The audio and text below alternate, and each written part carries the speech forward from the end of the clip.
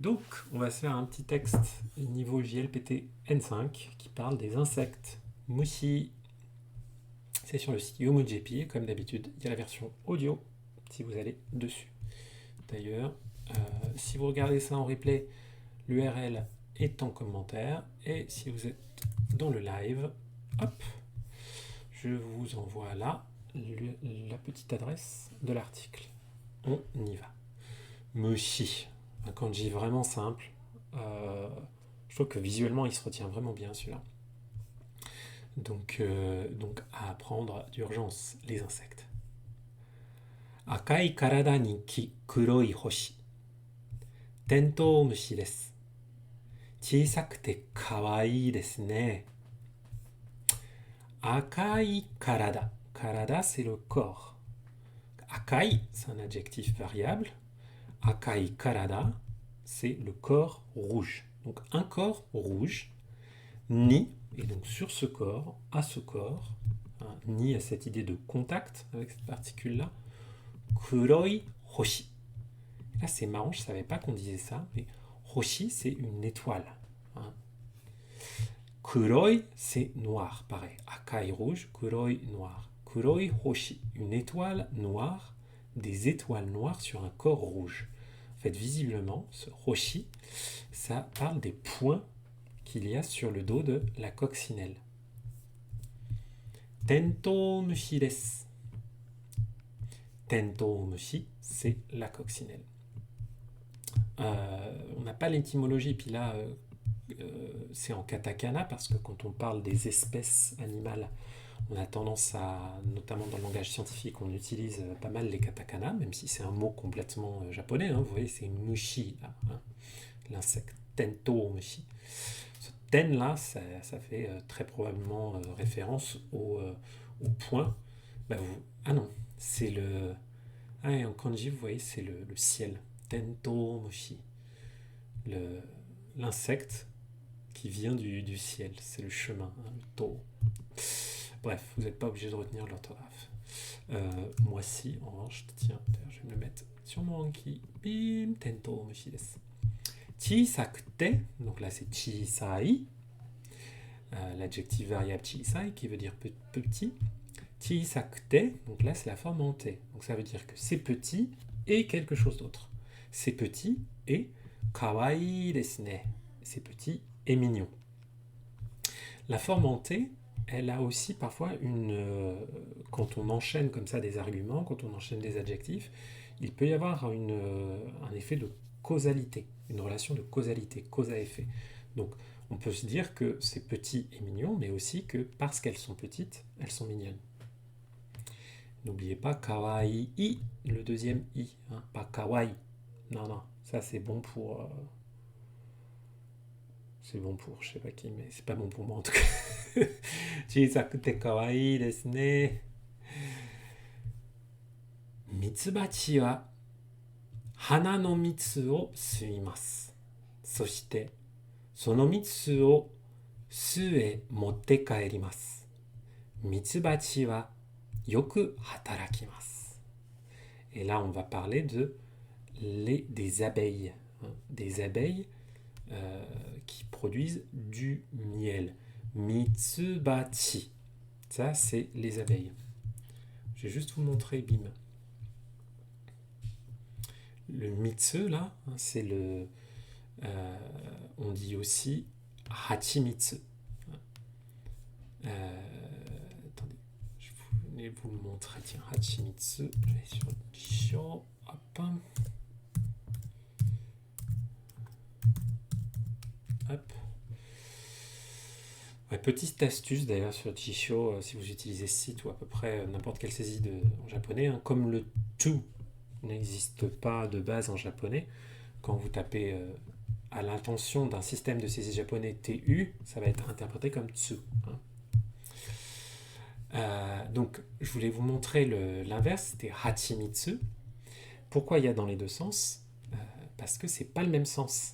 Soit c'est mitsubachi et c'est l'abeille, et je vous ai dit il y a aussi hachimitsu, mais hachimitsu c'est le miel. Voilà. Donc il y a le miel d'abeille ou l'abeille qui fait du miel. Voilà. Donc c'était pour ça que je voulais vous montrer les deux qui existent. Donc, mitsubachi wa hana no mitsu o suimasu. Ça veut dire aspirer. Vous le connaissez peut-être dans le sens de fumer, parce que quand on le dit juste tout seul, souvent ça veut dire fumer, fumer du tabac, fumer des cigarettes. Mitsu o suimasu. Donc elle aspire le mitsu. Le mitsu, c'est le miel. Vous avez vu, je vous ai dit hachi mitsu. Le sens, c'est le deuxième kanji. Je veux dire, l'essence même du truc, c'est le deuxième kanji qui le porte. Donc hachimitsu versus mitsubachi. Donc elle aspire le miel, on va dire j'imagine plutôt le pollen là, en l'occurrence. Florence pourra sans doute me corriger. Soshite, et puis sono mitsu o su. Donc sono mitsu, ce miel, ce pollen, o, marque du complément d'objet direct, su est motte kaerimasu. Donc on va d'abord regarder le verbe. Motte kaeru, c'est comme motte iku, motte kuru. C'est le fait d'apporter, d'emporter. Là, motte kaeru, motte kaerimasu, c'est qu'elle rapporte, elle rentre chez elle, elle rentre dans la ruche, et toutes les autres petites abeilles lui disent o kaeri, kaerimasu, motte kaerimasu, rapporter. Ta question, Florence, pourquoi c'est en katakana? Parce que quand on parle des espèces animales, d'un point de vue scientifique, on écrit leur nom en katakana. Là aussi, c'est un peu plus simple pour ce texte qui est censé être accessible au niveau JLPTN5. Si on vous balance tout de suite un kanji comme celui-là sans la lecture, c'est un petit peu salaud. Mais oui, c'est le caractère scientifique, le nom des espèces, vous allez le trouver en katakana. Soshite sono mitsu o su e motte kaerimasu. Su, c'est le nid. Vous pouvez retenir comme le nid. Et on voit que ça sert à indiquer également la ruche de l'abeille. Su e motte kaerimasu. Mitsubachi wa yoku hatarakimasu. Mitsubachi, donc l'abeille, yoku hatarakimasu, elle travaille beaucoup. Yoku, ça veut dire elle travaille bien, c'est la forme adverbiale de i. Donc ça veut dire elle travaille bien, elle ménage pas ses efforts. Hatarakimasu, hataraku, travailler. Mitsubachi. Chou desu. Alors chou, c'est un papillon. Chou desu. Kono shiroi chou wa monshiro chou to iimasu. Kono shiroi chou, donc on a eu akai, kuroi, là on a shiroi, la couleur blanc. Blanche. La couleur, le blanc, on va dire le blanc. Shiroi. Kono shiroi chou, ce papillon blanc, wa, donc en ce qui le concerne, la marque du thème, Monshiro chou to iimasu. Monshiro chou, donc là c'est le nom de l'espace, c'est le papillon de type Monshiro, donc il faut savoir que la plupart des Japonais connaissent le détail des espèces des insectes. Nous, personne en France va être capable de vous donner un nom le jeu en nid Armacho, je suis pas sûr. Je suis pas sûr de ce que tu me dis. Rephrase parce que j'ai pas compris ta question. Donc, kono shiroi chou wa monshiro chou to iimasu. To iu, ça veut dire on appelle ceci, ça s'appelle, blablabla. To, particule to de citation, iimasu, dire. Donc, on l'appelle le monshiro chou, qui a sans doute un nom très compliqué.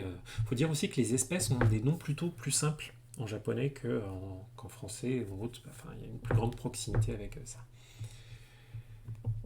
Tu voulais dire le e, H-E plutôt que le ni. Alors par rapport à, si je mets le e là, donc e a beaucoup moins d'usage que ni. C'est-à-dire que e est toujours utilisé pour indiquer une destination lors d'un déplacement. Là où ni a beaucoup plus d'usage. Donc et peut être remplacé par ni ne peut pas être systématiquement remplacé par et. Après, en termes de sens, ils sont extrêmement proches. Voilà. Mais si on veut juste éviter toute ambiguïté, on peut utiliser la particule et pour indiquer un déplacement, tout simplement. Avec un verbe de déplacement comme motte kaeru, c'est très bien. Donc, notre petit nid, notre petite ruche. Donc, on n'y est plus, puisque là, on est sur le papillon. Je raccroche les wagons. Monshiro-chō wa yasai no hatake ni yoku imasu.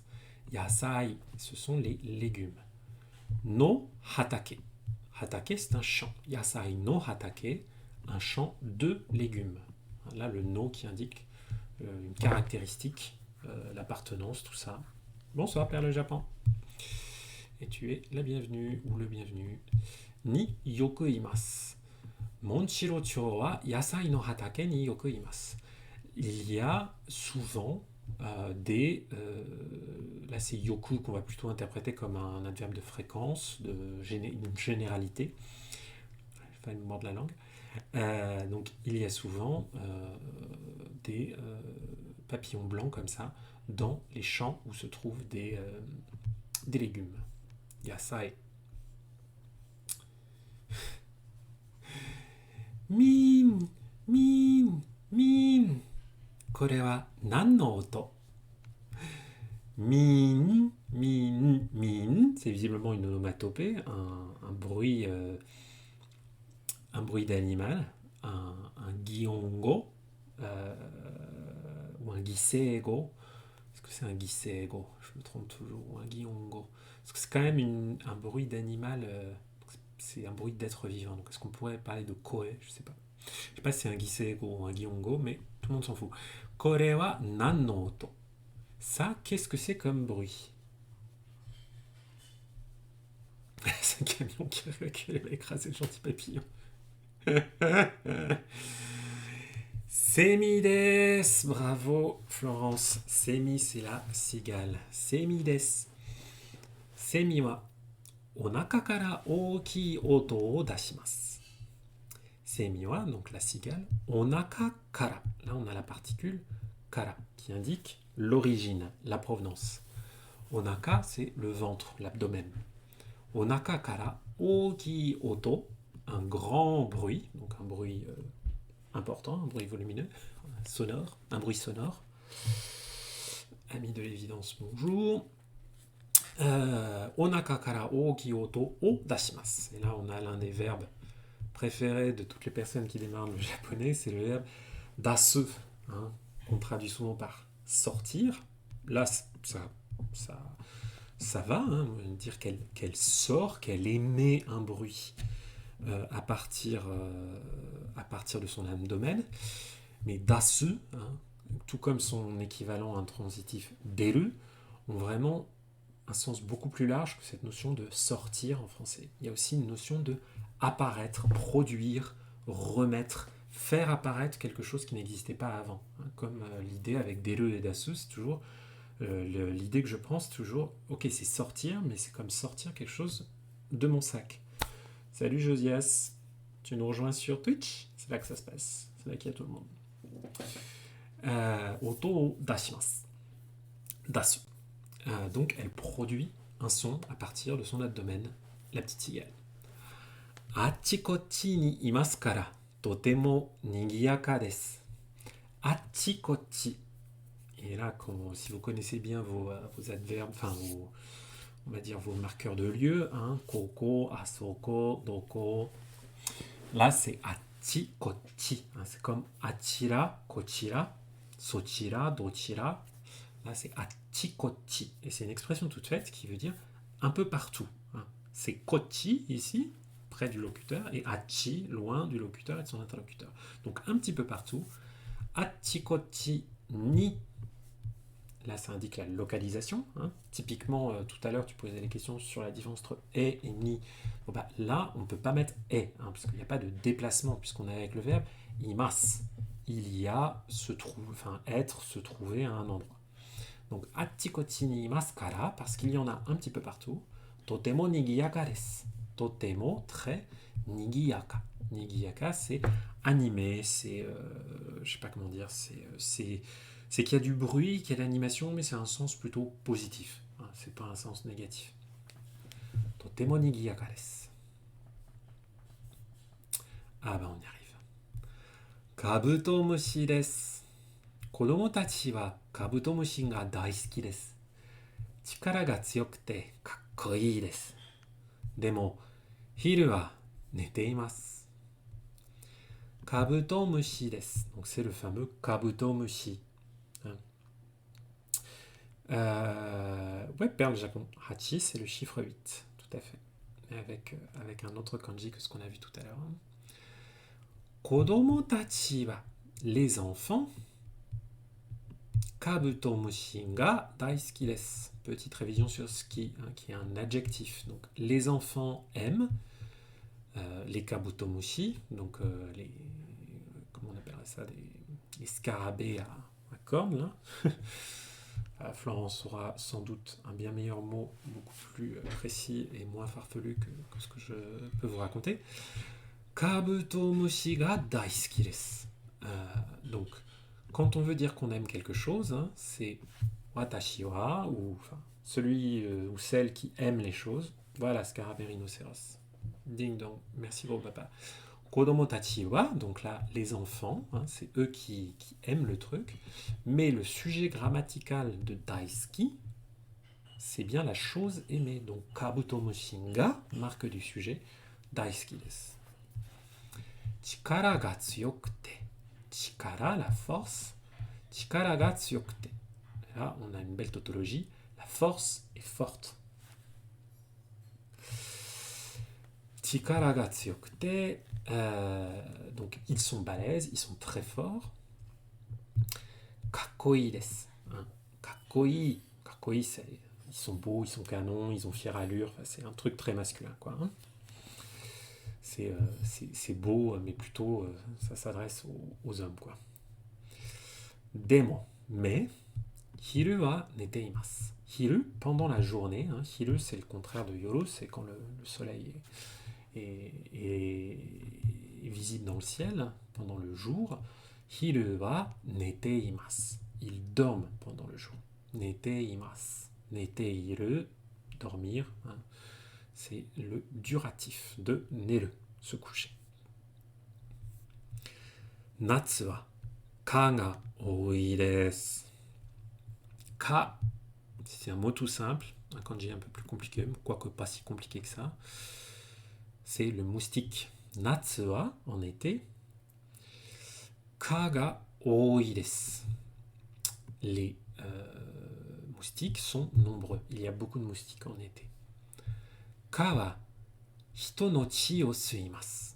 On a encore le verbe se. Tout à l'heure, on avait donc le fait d'aspirer. Donc, hito no chi, le sang des hommes, des personnes. Ka wa hito no chi o, marque du COD, suimasu. Ils aspirent le sang des êtres humains. Et coucou chez Bulot. Tu nous rejoins sur Twitch? Donc, on continue notre petit texte. Alors, l'un des insectes les plus fascinants, Hotaru desu. Comme Hotaru, c'est leur Saturne dans Sailor Moon. Évidemment. Donc, Hotaru desu. C'est des lucioles. Hotaru. Il y a un très joli kanji pour Hotaru. Attendez, je vais vous le montrer là.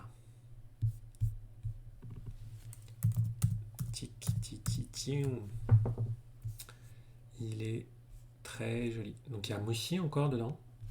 Et par-dessus, l'espèce de... Dans Magnette, ils appellent ça la salle de classe, ou je sais pas quoi. Donc il est pas trop dur non plus. Et je l'aime bien ce kanji. On va y revenir. Où est-ce que j'étais? Hotaru desu. Donc les lucioles, les jolies lucioles. Comme le tombeau des lucioles. Hotaru no Haka. Pour ceux qui l'ont vu. Et moi personnellement, ce film, je ne m'en remets pas. À chaque fois que je le vois, je chiale pendant... En fait, je chiale pendant à peu près tout le film. Dès le moment où le grand frère, j'ai oublié son nom, Kenta, non Kenta c'est son nom dans Totoro.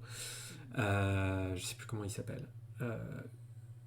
Juste après la mort de, enfin spoiler mais bon bref. Enfin on va dire la scène où il fait de la gymnastique pour changer les idées à sa petite sœur Setsuko. À partir de cette scène-là, qui est quand même plutôt au début du film, Donc à partir de cette scène-là, j'ouvre les vannes et je ne m'arrête pas. Et le problème, c'est que je ne m'arrête pas même quand le film est terminé. C'est-à-dire que 40 minutes après, je suis encore en train de chialer. Donc en fait, ce film, j'ai trouvé l'énergie de le voir 2 fois. Et je pense que je vais pas le revoir. Seita, ouais. Merci, Empereur. Je vais pas le revoir rapidement, quoi. Sachant que la dernière fois que je l'ai vu, c'était il y a au moins 15 ans. C'était même il y a au moins 16 ans. Donc ouais. Mais enfin, c'est sublime, hein. Mais pareil, mes filles, je leur dis, on va regarder plein de Ghibli et celui-là, on va le mettre de côté pour l'instant. Parce que j'ai jamais vu le film Hachiko, mais oui, vu l'histoire, ça risque d'être. Il y a bien moyen de tirer une larme, ouais. Alors, Hotaru wa kawa ya tanbo ni imasu. Hotaru wa, nos petites lucioles, kawa, les rivières, ya tanbo. Tanbo, c'est la rizière, donc ils sont dans les rivières et les rizières. Hein. On va répéter, hein. Les lucioles sont dans les rivières et les rizières. Les rivières et les rizières. Hein. On va répéter ça 76 fois jusqu'à ce qu'on se plante. Ni imasu. Hotaru wa yoru ni oshiri ga hikarimasu. Ah, un mot indispensable. Oshiri, le popotin, l'arrière-train, les fesses, le derrière. Hotaru wa yoru, le soir. Yoru ni, pardon. Donc, indication temporelle, yoru ni, oshiri, leur derrière, oshiri ga hikarimasu. Hikaru, le verbe, vers le Japon, quelle vulgarité dans mon chat.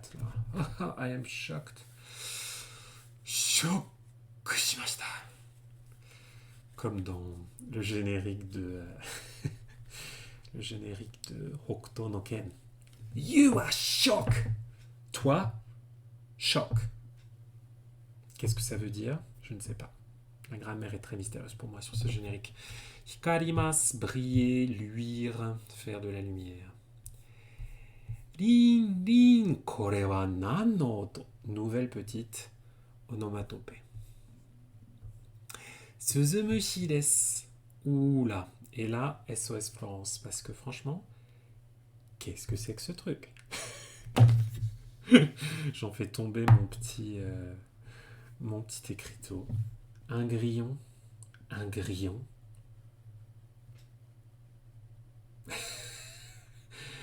À quoi ça ressemble un grillon? Je vous avoue, je suis tellement une quiche, mais la quiche lorraine, la quiche au poireau, la quiche ricotta épinard.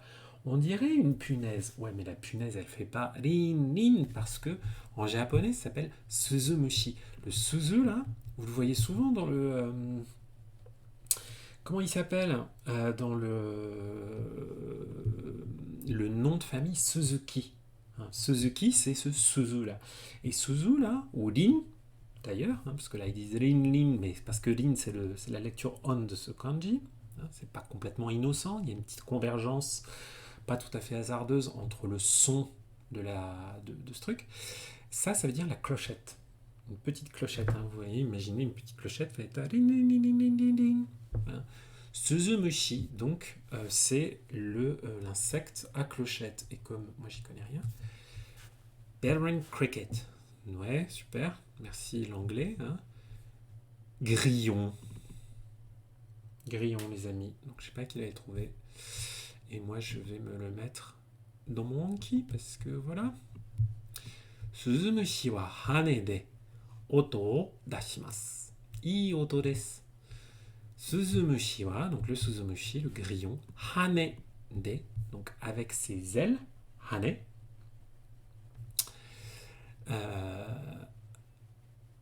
Oto o dashimasu. Il y a plusieurs mots pour dire les ailes. Hein. Il y a hane, qui est le mot un peu de base, hein, pour les petites ailes, tu vois. Puis il y a tsubasa. Tsubasa, c'est des belles ailes, c'est des grandes ailes d'oiseaux. Je pense pas que pour ça on puisse dire tsubasa, hein, typiquement. C'est le nom du personnage de Belle, moyen mnémotechnique. Oula. C'est pas un grillon sur l'image. crotte s'inscrit en faux par rapport au truc. En fait, faut pas oublier que parfois dans les dictionnaires, voilà, c'est complètement Kappanokuri. J'aime beaucoup ton, j'aime beaucoup ton pseudo. Kappanokuri. Effectivement, nos grillons sont pas du tout comme ça. Mais ça arrive souvent, hein. D'ailleurs, les Japonais aiment bien nous rappeler que quand on essaie de faire des correspondances comme ça, ils disent ah non, au Japon, c'est chotto chigaimasu. C'est un petit peu différent, c'est pas la même chose. Par exemple, on va leur dire nous, on a des pains aussi. Ils vont dire ah oui, mais les pains japonais, c'est pas pareil. Ils sont très fiers de leur spécificité. De leur spécificité. Voilà. I oto desu, donc c'est un joli bruit. Batta. Lui, j'aime bien parce que ça fait un peu bâtard. Batta, c'est la sauterelle. Batta wa kusa no naka ni imasu. Donc la sauterelle qu'on avait eu aussi dans notre petit texte qu'on avait fait, le dernier texte qu'on avait fait sur les insectes. Donc il y a un petit peu de redite. Batta wa kusa no naka ni imasu. Ils sont au milieu, enfin naka, le milieu, dans. Hein, ils sont dans l'herbe. Ils se trouvent dans l'herbe. Nagai ushiro ashi to hane de toku made jump shimasu. On a du beau japonais là. Nagai ushiro ashi. Ushiro ashi. Ashi, c'est les pieds ou les jambes. Hein, c'est le même truc. Donc, ces jambes de derrière, ushiro, qui sont longues, nagai. Donc, to hane de. Hane, c'est, on a vu, ses ailes. Et là, on a le D, la particule D, qui veut dire le moyen. Donc, avec ses ailes et ses pattes arrière très longues, toku made, jusqu'à loin, jump shimasu. Ah, pardon, c'est pas une sauterelle, c'est un criquet. Ok, criquet, sauterelle, on dirait. Je sais plus d'ailleurs. Okay, ouais. Ça, c'est un criquet, ouais. Tono sama batta. Vous voyez, ils mettent même le nom. Hein. Tono sama batta, il faut jusqu'à préciser l'espèce. Toku made, jusqu'à. Donc toku made, loin. Toku made, jump shimasu. Jump, sauter, jump shimasu. Bien sûr, il y a d'autres mots pour dire sauter en japonais. Il y a tobu, haneru, ce genre de choses. Mais là, ils ont mis jump. Donc, tombo wa tombo. La libellule. Tombo wa 4 mai no hane de yobimasu. Très bien. Là, en plus, on voit quand on veut compter les ailes comme ça, on va utiliser quel compteur? On va utiliser mai, parce que c'est quelque chose de fin, hein, comme une feuille. Donc, 4 mai no hane de tobimasu. Tobu, voler. Voler ou parfois sauter en l'air. Hein. Tombo wa 4 mai no hane de tobimasu. Donc, les libellules volent avec leurs 4 ailes. Encore ce D hein, pour indiquer le moyen. Kore wa akiyakane akatombo desu. Donc ça c'est le akiyakane ou encore akatombo, c'est-à-dire la libellule rouge puisqu'elle a un corps rouge. Akai akatombo desu. Akiyakane wa chisakute karada ga akai desu. Donc là on voit qu'il n'y a pas de causalité avec cette forme en T parce que chisakute, donc elle est petite, karada ga akai desu. Et son corps est rouge. Donc il n'y a pas de causalité, il y a juste une énumération, on va dire. Kore wa yukimushi desu. Oh, alors ça, je sais pas du tout ce que c'est. Ça s'appelle le yukimushi, c'est quand même très mignon parce que ça veut dire l'insecte de la neige. Yukimushi desu. Alors là, on va encore tester. Ah ben non, il me le trouve même pas. Si vous avez la moindre idée d'un équivalent dans notre faune et flore européenne, Kore wa yukimushi desu. Kono mushi ga tobu to, sono ato, yuki ga furimasu. Shirokute katachi mo yuki mitai desu. Et on voit pourquoi il s'appelle le yukimushi. Kono mushi ga tobu to. Là, on a la particule to. Après la proposition qui dit kono mushi ga tobu. Donc, quand cet insecte vole, tobu, la mouche des neiges, mouche des neiges, yukimushi wa, donc kono mushi ga tobu to, ce to, hein, ça indique ce qui se passe une fois que cela est arrivé. Donc souvent on le traduit par quand, mais il faut voir que c'est pas comme toki, hein, parce que ça montre toujours qu'il y a ça qui se passe, et après il y a autre chose qui se passe. Et qu'il y a un lien de cause à effet entre les deux. Il y a un caractère systématique. Donc kono mushi ga tobu to, donc lorsque, c'est plutôt comme lorsque. Donc lorsque cet insecte vole, sono ato, après cela, sono ato, ato après, yuki ga furimasu, de la neige tombe. Yuki ga furu, yuki ga furimasu. Shirokute, donc il est blanc, shirokute, katachi mo. Vous voyez là, on a shirokute qui nous montre qu'il est blanc. Si on avait shiroi katachi, ce serait la forme katachi qui serait blanche. Vous voyez ça là. C'est pour ça que là, c'est bien important de comprendre pourquoi il y a la forme en T. Shirokute katachi mo yuki mitai desu. Katachi, la forme. Donc la forme yuki mitai desu. Mitai, à ne pas confondre avec kore o mitai desu, je veux voir cela. Pas compris la neige qu'on va pas. Eh bien, en gros, ils disent que quand ils volent, il y a de la neige qui tombe. C'est pas de la vraie neige, hein. C'est sans doute des bouts de sa toison, son pelage, je sais pas trop. Hein. Donc, kono mushi ga tobu to, hein, lorsqu'il vole, il neige. Et il s'appelle aussi yukimushi parce qu'il est blanc et que sa forme ressemble à la forme de la neige. Enfin, en gros, on aurait pu l'appeler watamushi, hein, plutôt, ça ressemble plutôt à du coton, mais ok, ça s'appelle yukimushi.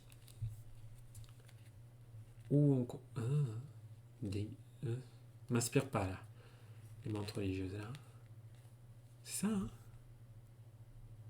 Kamakiri no su desu. Kore wa kamakiri no su desu. Donc ceci est un nid de kamakiri. Alors je dis des mantres religieuses, mais ça se trouve c'est même pas ça. Si c'est ça, ouais, ok. Je vais me l'ajouter. Bon, vous voyez typiquement kamakiri, j'ai jamais vu ces kanji. Hein. Je pense qu'il n'y a pas tant de japonais que ça qui les connaissent.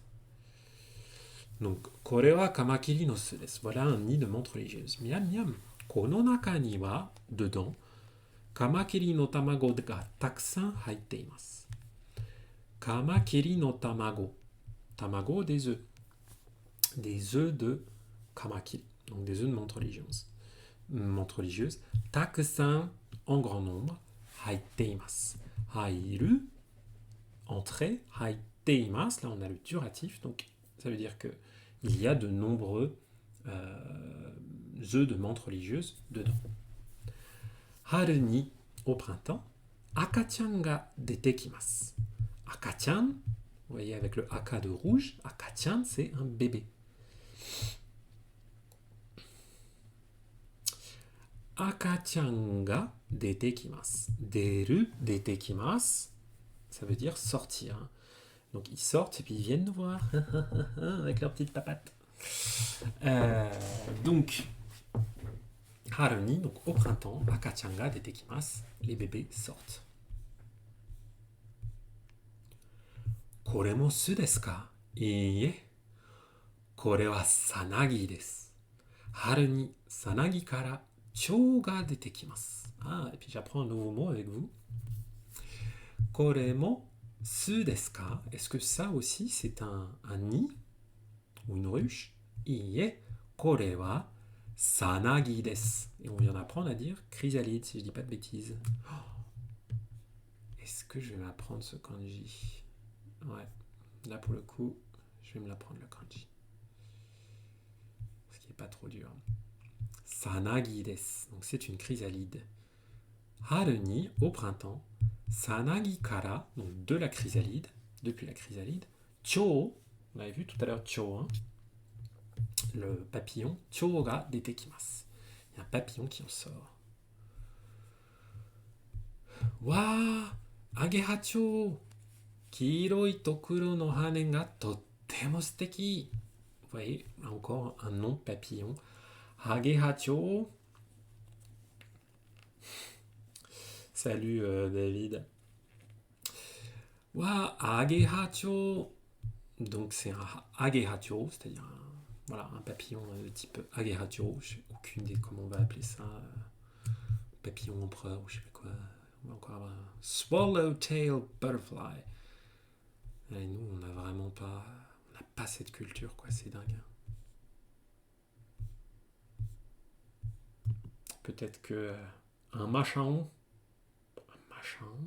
Ouh, Iris Sushi, tu es au taquet. Kiroi, jaune. Tokuro, noir. Donc jaune et noir. No hane, donc les ailes jaunes et noires. Ga, marque du sujet. Totemo suteki. Suteki, ça veut dire c'est trop beau, c'est formidable, c'est canon. Et là, c'est totemo. Normalement, on dit totemo, mais là, pour donner un petit côté un peu parlé, insister un petit peu, ils mettent un petit dessous, là, totemo. On peut faire ça avec pas mal d'adverbes, notamment ceux qui ont un caractère très sonore, les onomatopées, ce genre de choses. Hagehacho. Mata haru ga kimashita. Mata, à nouveau, encore. Haru, le printemps. Ga, marque du sujet. Kimashita, venir, venu. On est un peu en avance, hein, là on est encore bien en hiver. Au moment où on se fait ce petit texte, mais le printemps va revenir, c'est ce qu'il faut se dire. Voilà, voilà. Donc un petit texte tout sympa sur les petites bêtes.